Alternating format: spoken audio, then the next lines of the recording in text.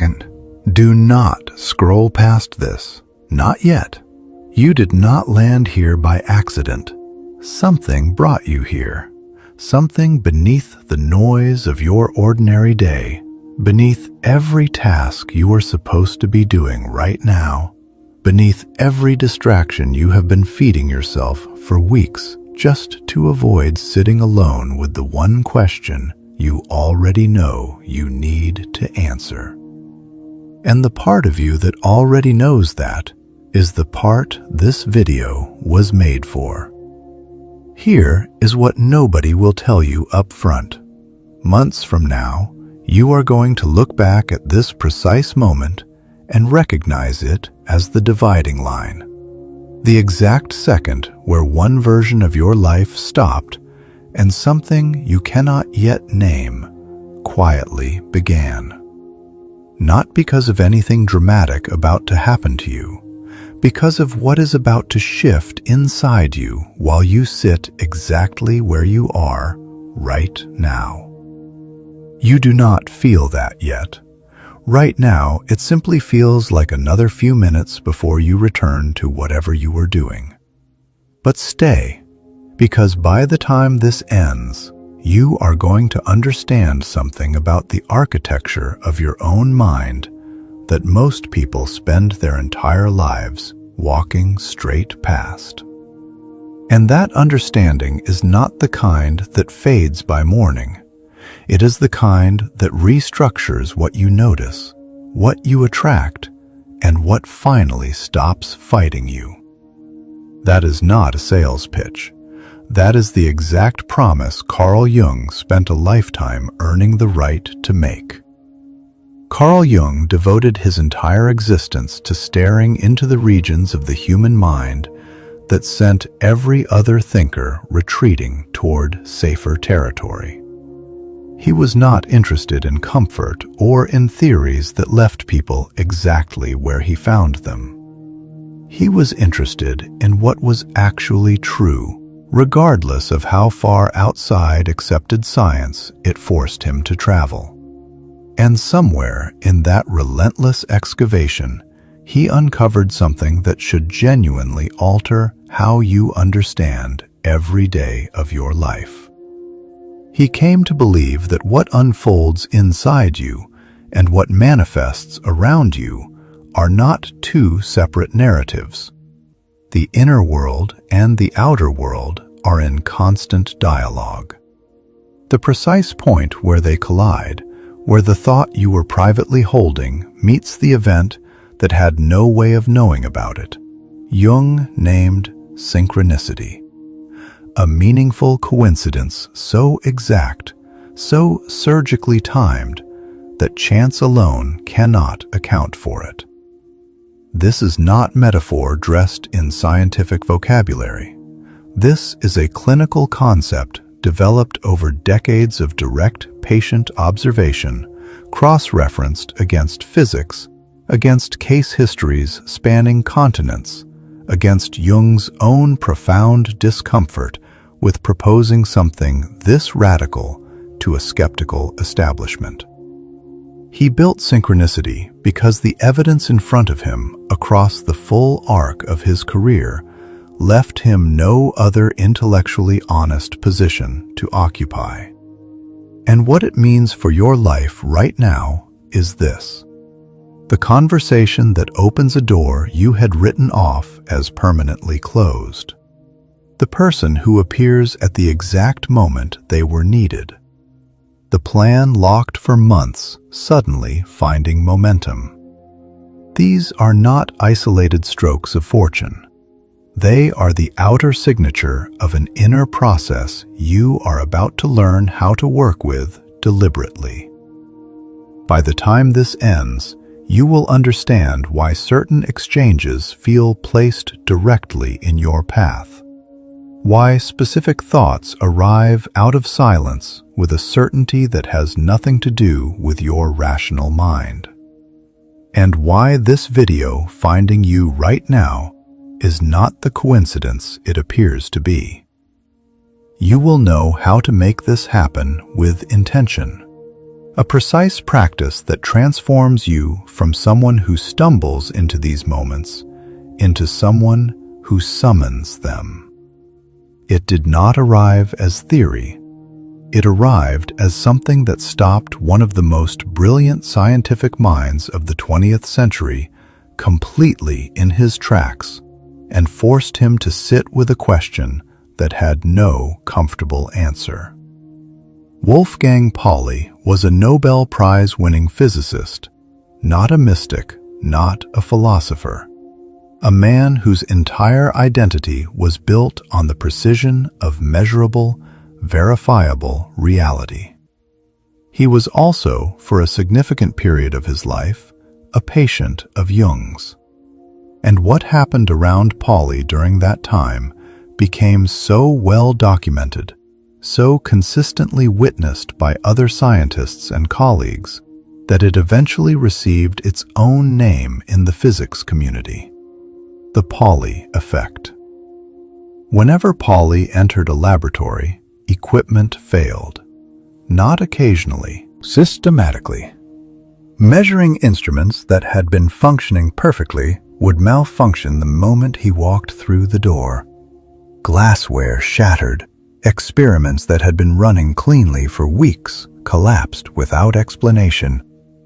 Other physicists, as a half-serious running joke that was also not entirely a joke, began requesting that Pauli be physically barred from certain facilities when sensitive experiments were in progress. Jung and Pauli worked on this together for years, not to explain it away, to understand what it meant that a man's interior world, his unresolved conflicts, his psychological tension, his relationship with his own unconscious, appeared to be in active conversation with the physical instruments surrounding him. The outer world was not separate from what was happening inside him. It was responding to it, in real time, in ways that trained scientists could not dismiss because they kept witnessing it directly. This is the foundational principle behind everything that follows.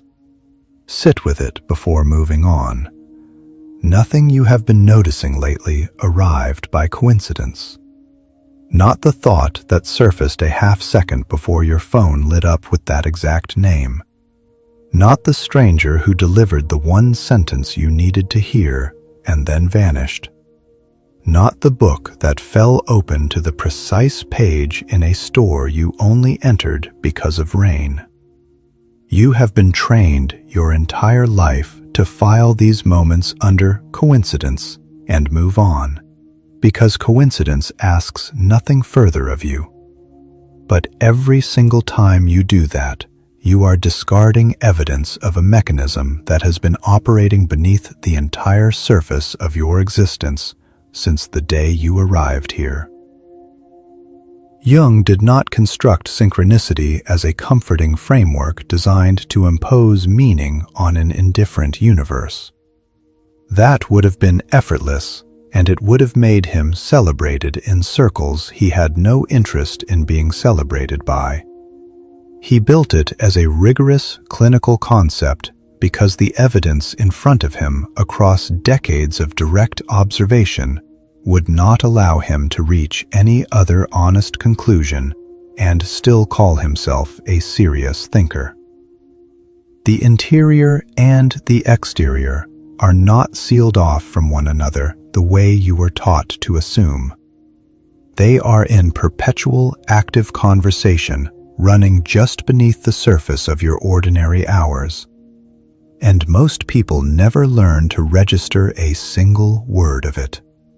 They walk straight past the signals arriving in their life every single day and file them under nothing, because nothing is the most effortless thing to file them under. Here is what the Pauli case reveals that most people completely miss. Pauli was not trying to break laboratory equipment.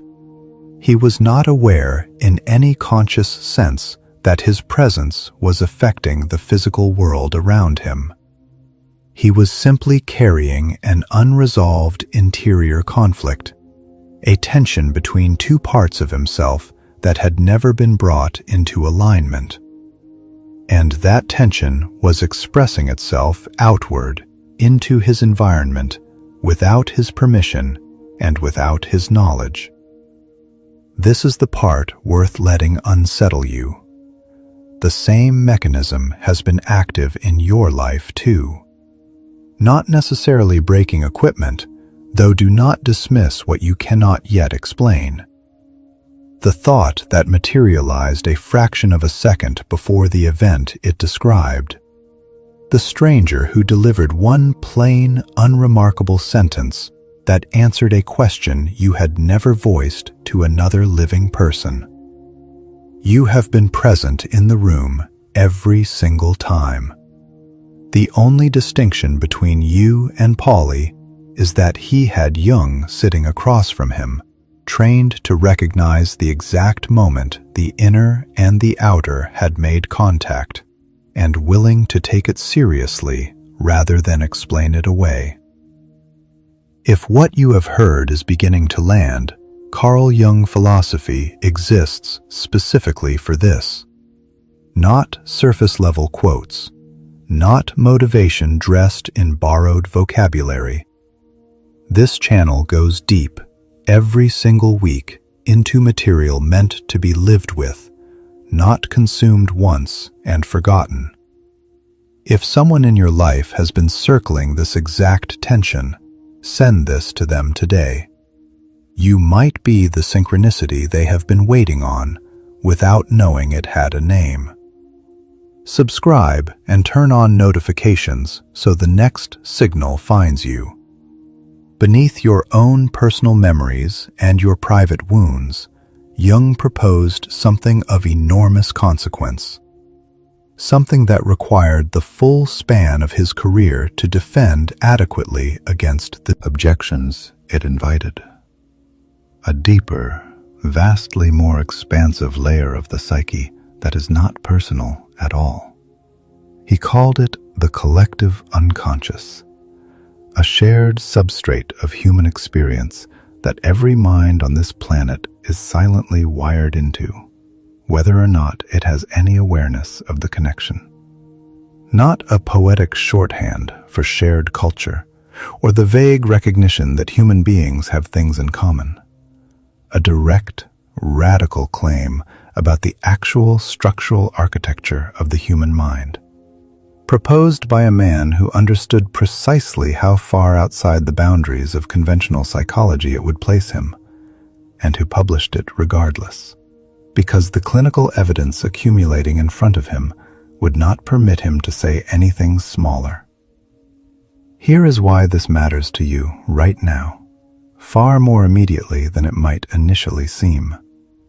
This is why two strangers, separated by an ocean, who have never exchanged a word, can independently arrive at the same realization within the same week.